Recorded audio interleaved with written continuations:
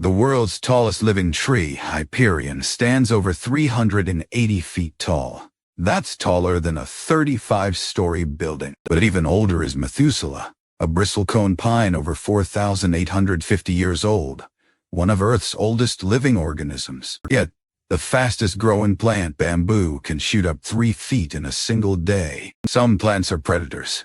The Venus flytrap snaps shut in less than a second to catch insects. Then there's Rafflesia arnoldi, the largest individual flower, spanning 3 feet and smelling like rotting flesh. The walking palm tree can actually move its roots to find better sunlight, walking several feet a year. In deserts, the bizarre Welwitschia mirabilis lives for up to 2,000 years, growing only 2 enormous leaves its entire life. On the opposite end, Wolffia globosa is the smallest flowering plant, tiny as a grain of rice. The Mimosa pudica is known as the touch-me-not plant.